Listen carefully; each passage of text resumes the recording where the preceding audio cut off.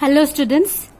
So in last class we have discussed about the structure of plasma membrane, the phospholipids and the proteins. Now we will see some of the functions of plasma membrane. So the first one, it separates the interior of the cell from the external environment. So we know that plasma membrane, it acts as a boundary, it is the border in case of animal cell, and in plant cell also it is next to the cell wall. So it acts as a boundary. So it will separate the interior environment from the exterior environment since it acts as a boundary. Next, it controls exchange of gases, solutes, etc. between the interior of the cell and its external environment. So we already know that plasma membrane is a selectively permeable membrane.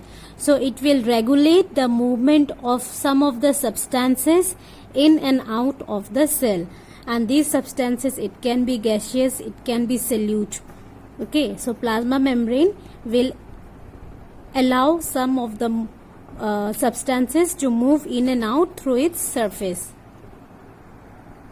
Next, it bound the organelles in the cell such as nucleus, mitochondria, chloroplast, Golgi apparatus, where specialized metabolic pathway take place. So plasma membrane, it holds the contents like nucleus, mitochondria, chloroplast, Golgi. So it will hold all this content inside the cell. And all these organelles, the nucleus, the mitochondria, chloroplast, Golgi, all these organelles, they perform some basic and specialized functions inside the cell. So all these organelles will have different function which we will study in this chapter. We will study their function, their basic structure one by one. So the plasma membrane, it holds all these organelles, and these organelles, it will then perform some specialized function inside the cell. Sometimes it functions as site for photosynthesis and oxidative phosphorylation. So we know that photosynthesis, it will occur in chloroplast, and oxidative phosphorylation, this is a metabolic pathway where energy in the form of ATP is produced. So ATP is produced, and this process, it occurs in mitochondria. So plasma membrane, it sometimes acts as a site for photosynthesis and oxidative phosphorylation.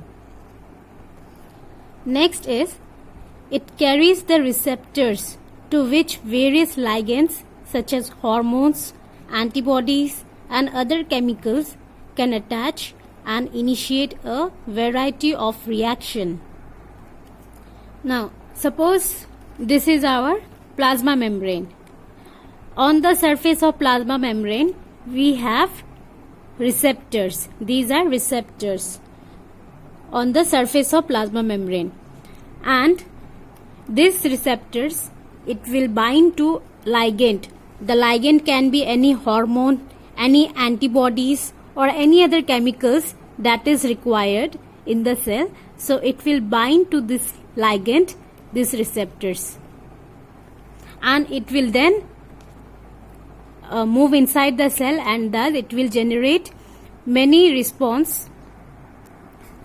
It will carry out many reactions and will give many response to that. So it will perform variety of reactions. These ligands will perform variety of reactions inside the cell.